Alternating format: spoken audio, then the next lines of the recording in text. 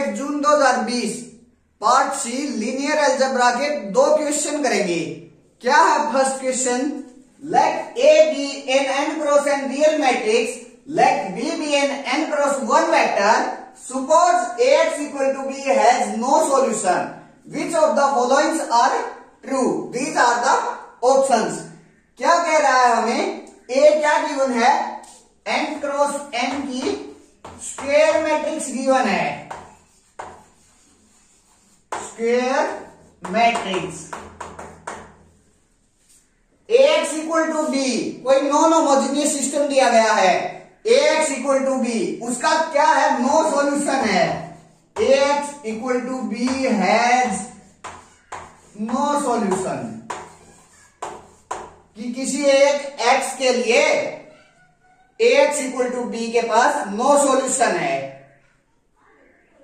अब देखते हैं, अगर ax इक्वल टू बी के लिए सॉल्यूशन होता और यूनिक सॉल्यूशन होता तो मेरे पास determinant of a non zero होता, मींस हर a की हर रो में मेरे पास पाइवट होता, हर रो में पाइवट होता, और n ही मेरे पास क्या है? वेरिएबल है। हर रो में पाइवट हो गया और नंबर ऑफ वेरिएबल भी n के बराबर हैं, तो मेरे पास यूनिक सॉल्यूशन आ जाता। यूनिक सॉल्यूशन तो determinant of A not equal to zero, और यहां अगर अभी एक x, कोई x ऐसा मिल गया जिसके पास ax इक्वल टू बी का नो सॉल्यूशन है, नो सॉल्यूशन है, तो जो डिटरमिनेंट ऑफ a है वो इक्वल टू जीरो हो गया, क्योंकि जब नॉट इक्वल टू जीरो था तो सिर्फ एक पॉसिबिलिटी थी कि उसका यूनिक सॉल्यूशन होगा। फिर एक्स हम चाहे कुछ भी लेते रहे तो उसका हर टाइम यूनिक सॉल्यूशन आएगा।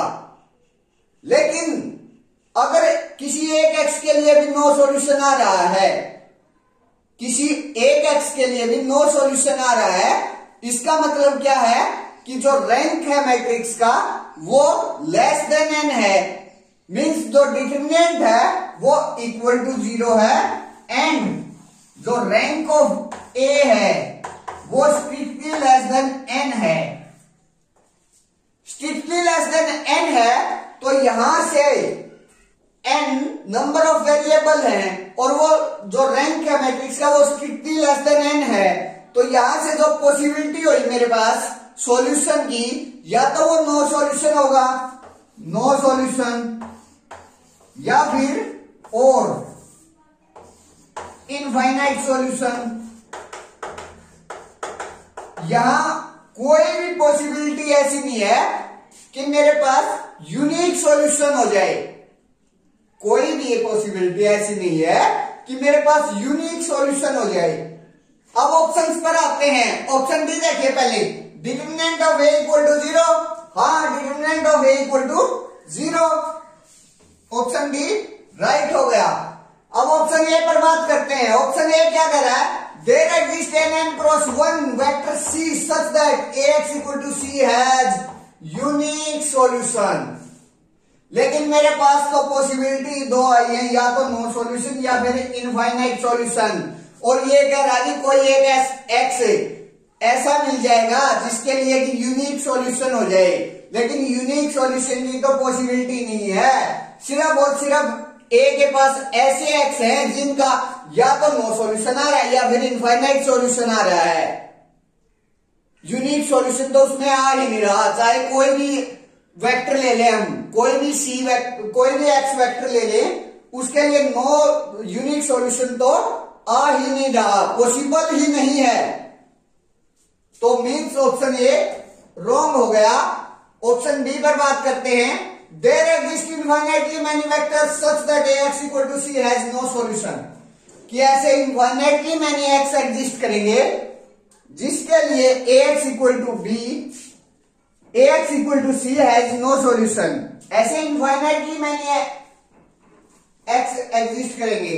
हाँ, अगर मैं x को उन्हीं का मल्टीपल स्केलर मल्टीपल लेता चला जाऊं तो मेरे पास ऐसे इनफाइनाइटली मैनी वेक्टर एग्जिस्ट कर जाएंगे जो कि Ax इक्वल टू सी के नो सॉल्यूशन प्रोवाइड करेंगे हमें।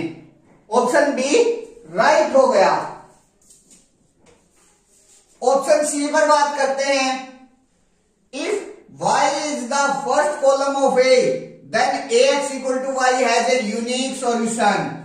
y फर्स्ट कॉलम है A का, then Ax equal to y बोल रहा है, सॉल्यूशन तो हो जाएगा क्योंकि जो सॉल्यूशन होता है Ax equal to b का, जो b है वो कॉलम स्पेस ऑफ A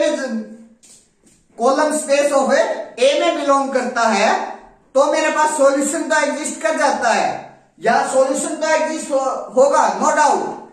लेकिन बात फिर वही आकर अटक गई, यूनिक सॉल्यूशन।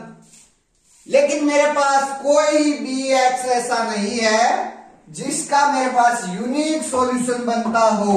यहां से मेरे पास सिर्फ और सिर्फ नो सॉल्यूशन और इनफाइनाइट सॉल्यूशन आ रहे हैं। अगर ऐसा है और ये यूनिक सॉल्यूशन बोल रहा है तो मेरे पास ऐसा कोई भी एक्स एग्जिस्ट नहीं करेगा जिसका यूनिक सॉल्यूशन आ जाए। यहां तक सॉल्यूशन तो है, लेकिन कितने सॉल्यूशन है? इनफाइनाइट सॉल्यूशन है, यूनिक सॉल्यूशन नहीं है। मींस ऑप्शन सी रॉन्ग हो गया। नेक्स्ट क्वेश्चन है, क्वेश्चन नंबर 2 क्या है?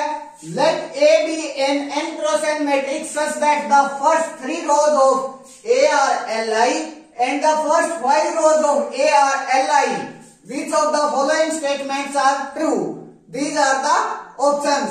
मेरे को क्या गिवन है? A m cross n की ऑर्डर की स्क्वायर मैट्रिक्स गिवन है, स्क्वायर मैट्रिक्स, ये चीज गिवन है। और क्या गिवन है? 3 rows,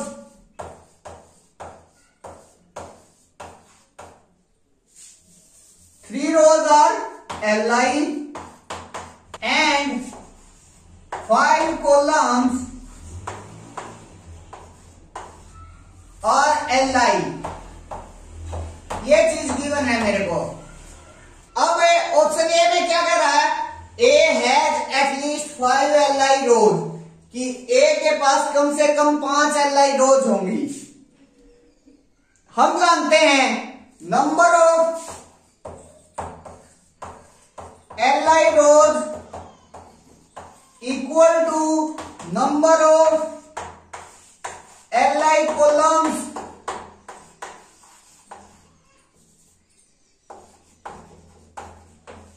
equal to rank of matrix होता है।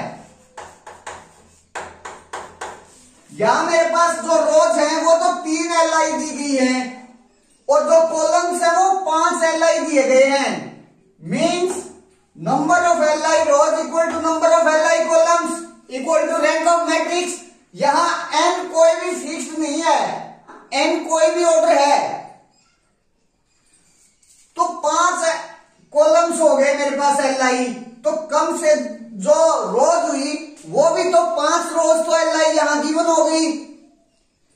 हो सकता है 5 से ज्यादा भी हो सकता है 5 से ज्यादा भी कॉलम्स Li हो, क्योंकि जो आइडेंटिटी मैट्रिक्स है उसमें 6 क्रॉस 6 ऑर्डर की, उसमें 5 से ज्यादा कॉलम्स भी Li है, तो 5 से ज्यादा रोज भी Li हो गई। फिर तो जो A है उसके पास कम से कम 5 Li रोज तो पक्का मिल गई हमारे पास, क्योंकि हमारे पास गिवन है कि 5 कॉलम Li है, 5 कॉलम Li है, तो कम से कम 5 Li रोज जो मैट्रिक्स का रैंक है वो कम से कम 5 तो मिल ही गया मेरे को।